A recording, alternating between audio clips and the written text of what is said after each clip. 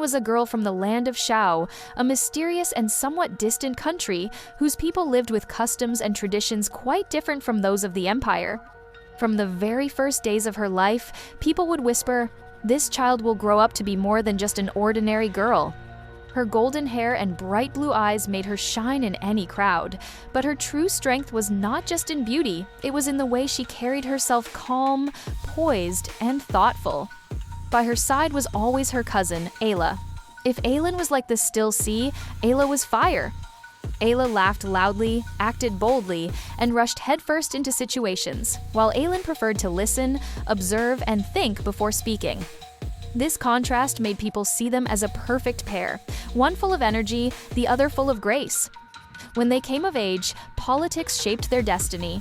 The court of Shaou decided to send the two cousins to the imperial palace of Li as representatives.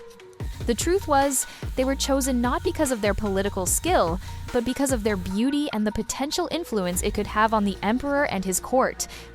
Aylin knew this very well. Perhaps that was why she stepped into this new world so cautiously.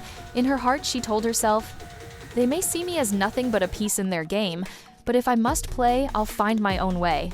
When the two girls finally arrived at the palace, all eyes turned toward them.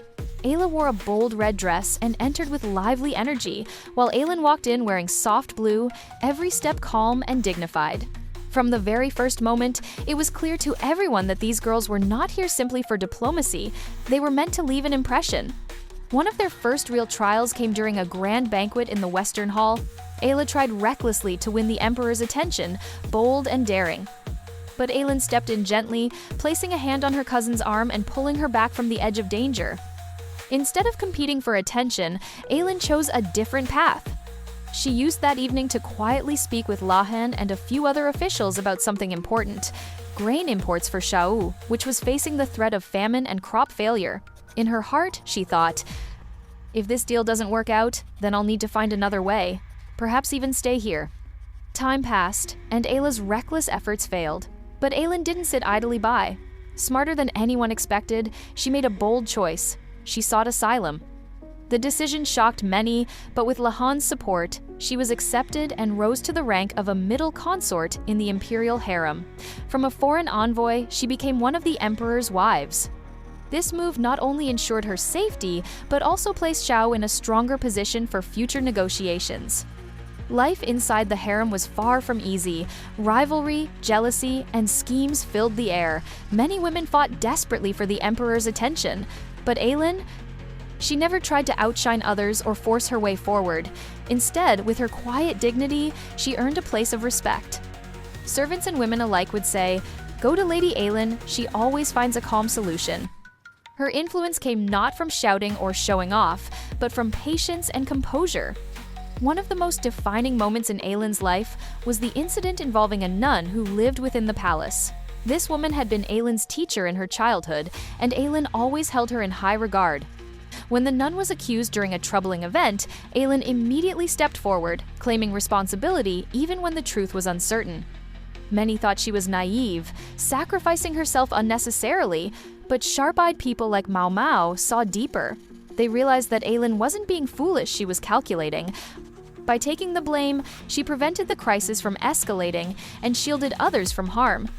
Maomao, who usually viewed people with suspicion and sharp criticism, saw something rare in Aylin. She thought to herself, "This woman is like a steady candle. Her light doesn't blind, but it never goes out. She simply burns quietly, warming those around her." Aylin and Ayla, though so different, were bound together like parallel lines, never converging, yet never drifting apart. Ayla rushed ahead recklessly, often falling into trouble, while Aylin walked behind, steady and ready to catch her if she stumbled. As the years went by, Aylin carved out her place in the palace. She never sought open conflict, but her quiet wisdom gave her influence few dared to challenge. Everyone came to recognize her for what she truly was, a woman who made a lasting mark without raising her voice, without demanding attention.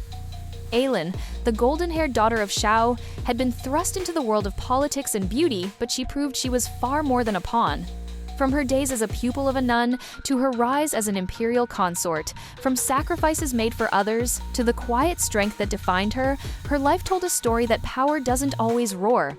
Sometimes, true strength whispers in calm tones, steady and unshaken. And now, let me ask you something. If you were in Aylin's place, thrown into a world of politics, beauty, and power, would you have chosen to fight loudly like Ayla, or would you have walked the quiet path of patience like Aylin?